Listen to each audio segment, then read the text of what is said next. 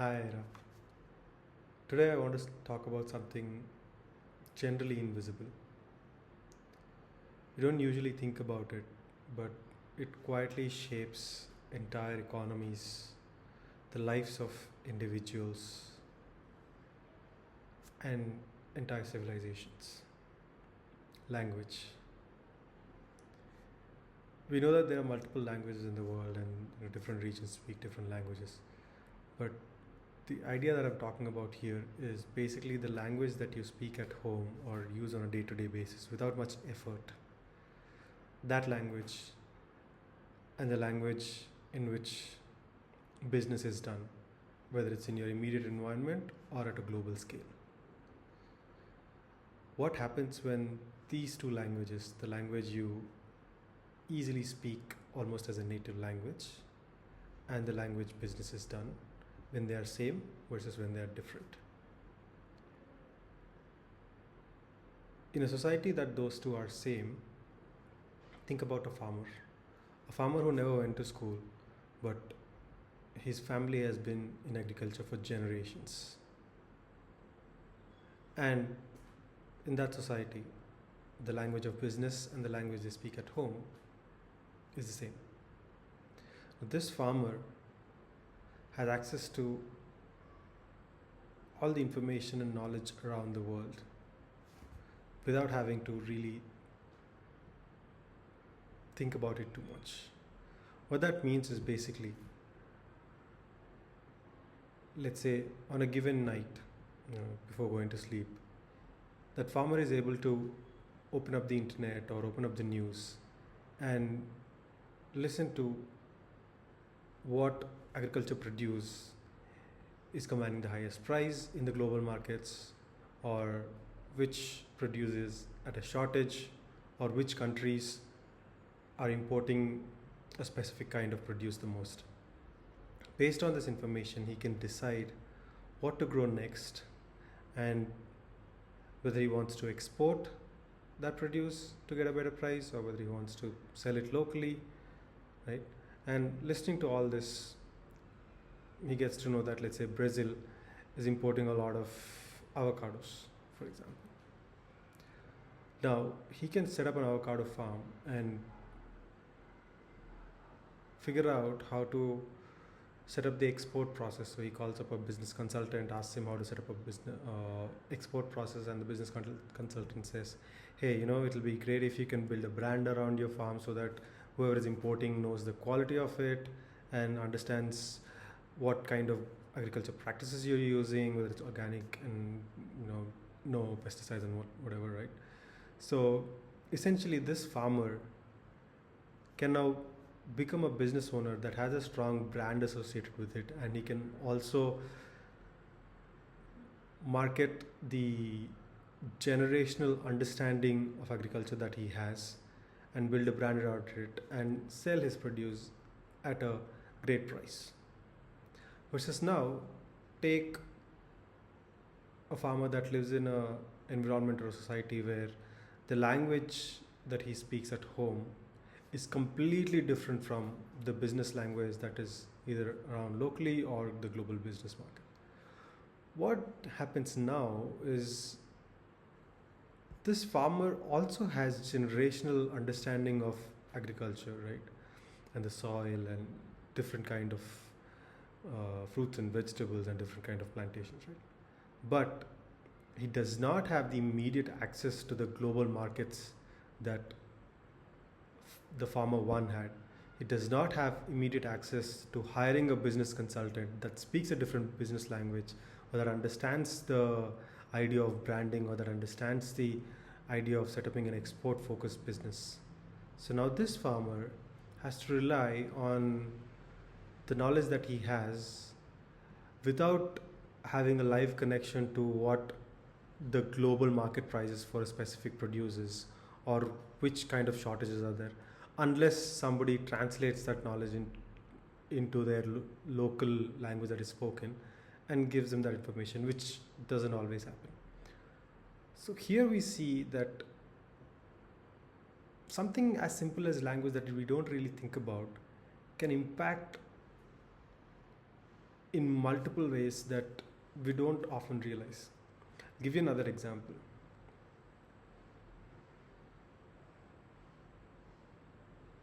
One of my cousins works in a manufacturing plant in Nevada, right? Reno. It's a car manufacturing plant. Now, because he has a mechanical engineering degree and an industrial engineering degree, he was hired at a mid-level position and he works with a lot of great folks, right? But he also works with folks who have no educational background but were hired at the lowest entry point into that manufacturing unit. And because, again, their business language and day-to-day language is the same, these people who were hired at the most entry-level positions were able to understand the manufacturing processes that were going on, were able to identify defects, were able to discuss these problems with the top level engineers that were also on the floor working alongside them.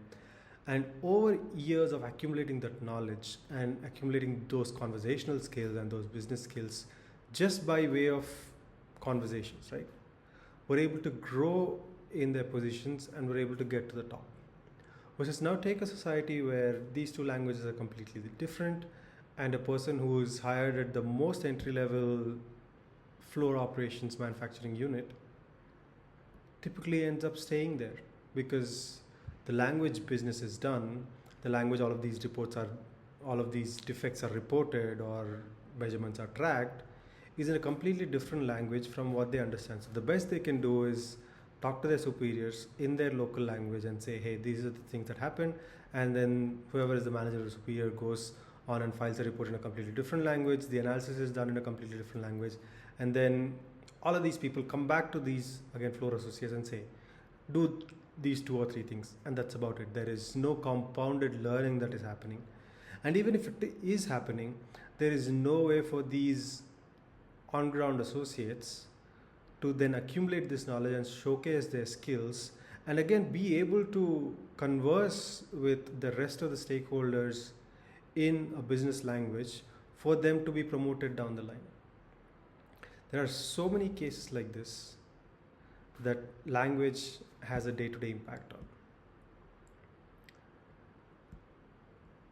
Interestingly, what has been happening in India recently is in the last 5 to 8 years, maybe 10 years, is a lot of the graduates who studied engineering, who studied commerce, who studied medicine, have gone on to do their jobs, but a few years later come back and take up some professions that were seemingly unrelated. Maybe somebody loves baking or somebody is interested in agriculture, and they started out of a hobby and they build a career out of it. Now, how do they do it?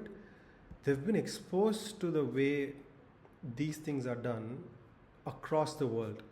How upscale bakery is branded, what kind of services provided, what kind of products are made, and how they are marketed, and what kind of recipes are used, right? Now, a local baker might also have the same knowledge in terms of how to bake a great cake, but they don't have the same exposure that these people have who have had access to the global business language and the global way of doing things. So now a lot of these graduates are coming back and setting up quaint upscale bakeries, or recently there's a brand called Sid's Farm, right? Now he's a graduate that returned and started with a few cows in their backyard, and now they're scaled up to thousands of crores of revenue. They built a brand around it. Did Indian farmers not have cows for a long time? They did. But again, their access to global business language was limited, so they couldn't themselves build a brand. So now we are seeing people who have access to global business language are able to access all of that knowledge, are able to build brands that are as good as the global brands that we see day to day. This is a beautiful revolution that's happening, and that's made me realize the role the difference in these languages can make, not just on an individual level, but now if you compound that to the entire scale of an economy of a country, imagine if all the weavers in India had access to the way clothing brands are built, right? A person like Enzo Ferrari, he didn't graduate from a mechanical engineering degree, right? Or the person who started Honda, right? All of these people, they were interested in cars, they knew how to build cars, but at the same time, they knew how to build a global brand. Now think about a neighborhood mechanic that you know. If they don't have access to the global business language or global knowledge, they wouldn't be able to build a brand, or they wouldn't be able to build a garage or a body shop that is well known for upgrading cars or creating performance spec cars. The skill is not different in terms of understanding the car, but the ability to brand or the ability to upscale themselves because of having access to global business knowledge makes a lot of difference. So the next time we look at different economies, different countries, developed economies, underdeveloped economies, or developing economies, think about this. How many people in each of those economies have ready immediate access to global business knowledge, or are able to hire professionals from different fields to help them either create a brand or improve their product and sell their product as a company, as opposed to being a obscure unknown supplier to someone, just almost selling their product as a commodity without having any branding around it. This has been happening to coffee recently. There are multiple coffee brands that have emerged from India, right? Coffee production has always been there, but brands, new age brands, are slowly starting to emerge. So this is a very beautiful thing, and it's lovely how all of these things connect to one simple thing as to your language that you speak on a day-to-day basis versus the connection with business language. And I've even observed this, in during my time in the US, when, let's say, there are a lot of immigrants from different countries, but some of them may not be able to speak the local business language. So now what do? They get jobs which do not involve a lot of communication. Maybe they're a janitor, maybe they're handyman, or things like that, right?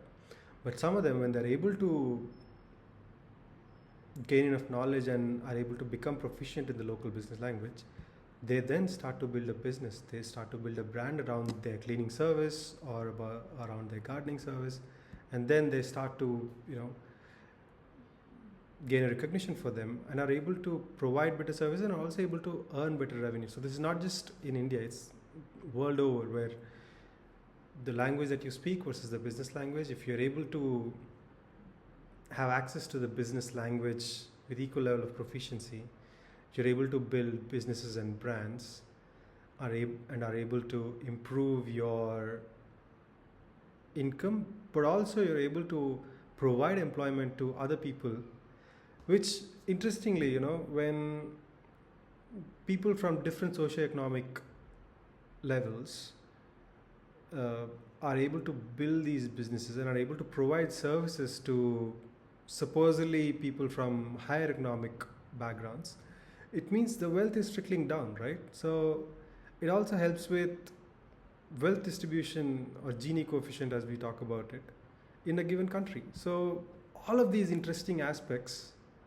tying back to one simple thing: being able to have access to global business language and global knowledge, and taking decisions based on it, or building brands based on it, building business based on it. The skill is still always the same. Maybe you're probably improving in your skill, but it's not like you're lacking in skill. It's just access to that language and access to that knowledge. Such an interesting thing, and such a huge role this plays in the overall economy and the lives of people. So keep this in mind when you're thinking about different countries and different economies and different people. Bye-bye.